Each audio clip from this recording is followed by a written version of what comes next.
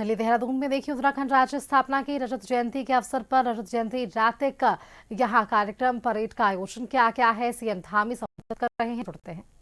जवानों व अधिकारियों का भी स्मरण करता हूँ, जिन्होंने प्रदेश एवं समाज में शांति स्थापित करने के लिए अपना सर्वोच्च बलिदान दिया।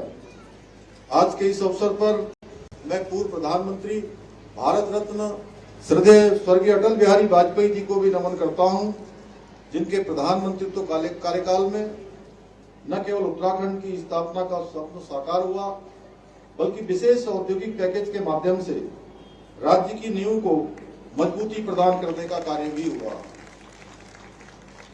साथ ही में हमारे प्रदेश के उन सभी जनप्रतिनिधियों, प्रशासनिक अधिकारियों, पुलिस के जवानों, कर्मचारियों, शिक्षकों और नागरिकों को भी धन्यवाद देता हूं, जिन्होंने पिछले 25 वर्षों की इस गौरवशाली यात्रा में अपने अपने स्तर पर राज्य के विकास में अपना महत्वपूर्ण योगदान दिया। मैं आज के इस कार्यक्रम में भाग लेने वाले पुलिस बलों, NCC cadets, home guards, scout guides और सभी सांस्कृतिक दलों को भी साधुवाद देता हूं, जिन्होंने परेड के माध्यम से अपनी शानदार प्रस्तुति और अनुशासन का परिचय दिया है। भाइयों बहनों, राज्य निर्माण के इन 25 वर्षों की यात्रा में हमारे राज्य ने अनेक चुनौतियों का और समस्याओं का सामना करते हुए आज देश के अग्रणी और सशक्त राज्य के रूप में अपनी एक विशिष्ट पहचान बनाई है।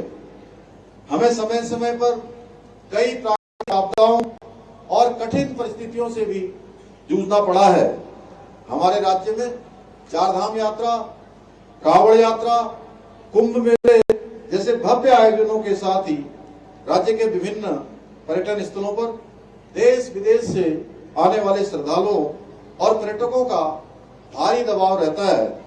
यही नहीं, हमारी विशिष्ट भौगोलिक परिस्थितियों में राज्य की कानून व्यवस्था को बनाए रखना अपने आप में एक बड़ी चुनौती रही है। लेकिन इन सभी कठिनाइयों के बीच उत्तराखंड पुलिस ने राज्य की आत्मा की प्रहरी और एक मूक साधक की भांति प्रत्येक मोर्चे पर डटे रहकर जन सेवा का अद्वितीय उदाहरण प्रस्तुत किया है।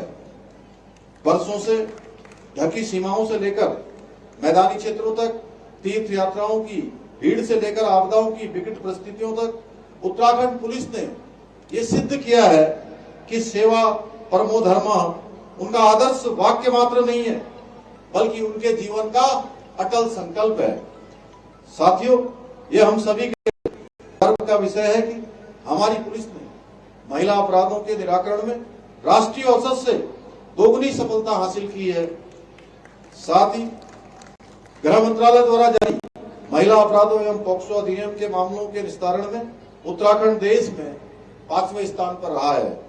आज के इस आधुनिक युग में अपराध के बदलते स्वरूप के साथ पुलिस की भूमिका पहले से कहीं अधिक चुनौतीपूर्ण हो गई है।